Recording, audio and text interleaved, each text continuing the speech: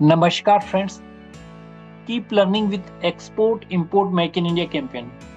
और आज के सेशन में जो हमारा टॉपिक है वो है IEC code, import export code. So क्या होता है इंपोर्ट एक्सपोर्ट कोड, क्या होता है import export certificate, we will understand in this session. Okay, so import export certificate is known as a IEC. इसको आईईसी के नाम से भी जाना जाता है इन इंडिया। ओके, तो यहाँ पे क्या है कि गवर्नमेंट ऑफिशियली इश्यू करती है certificate to allow the business to individual and engage. Okay, that international activity.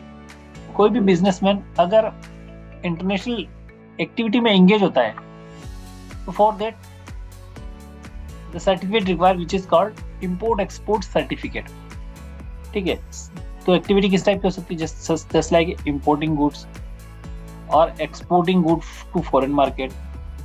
Okay, for this activity this is a crucial document for business involve to cross border trade. जहाँ पे भी cross border trade हो रहा है वहां पे ये document जरूरी है, इसके बिना आप नहीं कर सकते export import. Okay, and this also required for the custom clearance, shipping and the financial transaction. तो यहाँ पे देखो, कस्टम में चाहिएगा, शिपिंग में चाहिएगा और फाइनेंशियल ट्रांजेक्शन बैंकिंग में चाहिएगा। ठीक है, अब इसके जो की फीचर्स है, we will see these key features.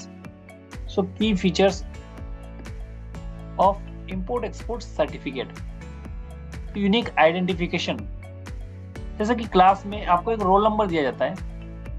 by that roll number the teacher and school can be identified that this number is belong to this person। in the same way यहाँ पे भी यूनिक नंबर दिया गया है, 10 digit number.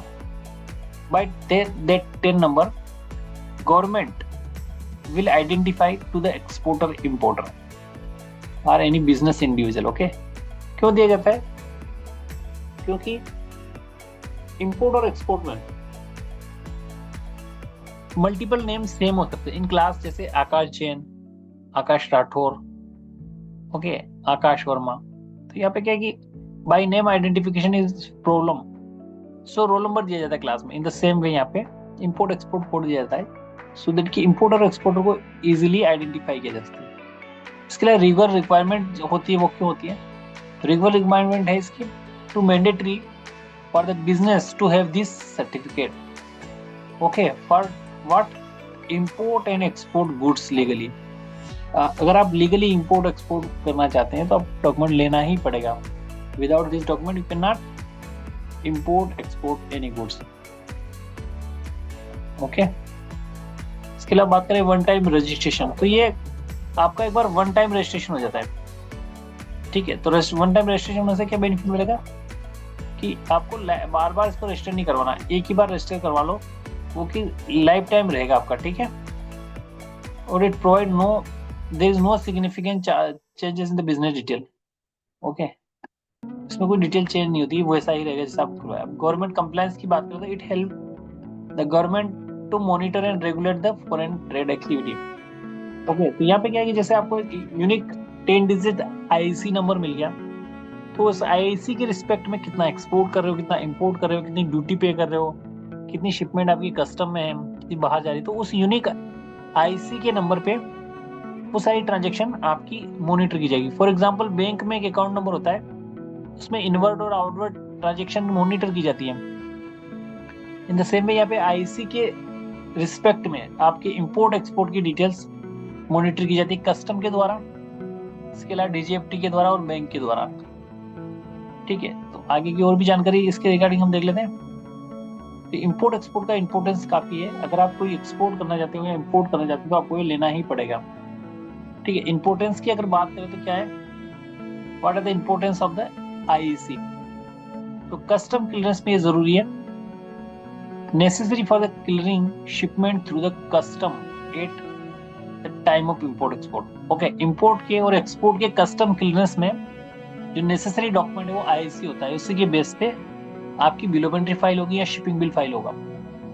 ठीक है, अगर banking transaction की बात करें तो it requires the process payment related to the international trade. Okay, जो एक्सपोर्ट और इंपोर्ट की जो पेमेंट आएगी, foreign remittance inward and outward, This will also recorded in respect of the IEC such as foreign remittance. Okay, business expansion की बात करें तो enable company to trade in the international market. Okay, international market में आपकी जो expansion होगा market का, you will identify in view of government as a IEC.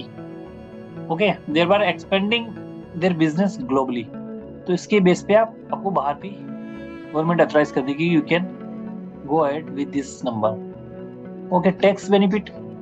सो इस आईसी के रिस्पेक्ट में कितना एक्सपोर्ट हो रहा है, कितना इंपोर्ट हो रहा है, इसके अलावा जो भी गुड्स आ रहे हैं जा रहे हैं या फॉरेन रेमिटेंस हो रहे हैं, तो उसके बेस पे जो बेनिफिट अवेल होंगे वो भी इसी आईसी के रिस्पेक्ट में होंगे.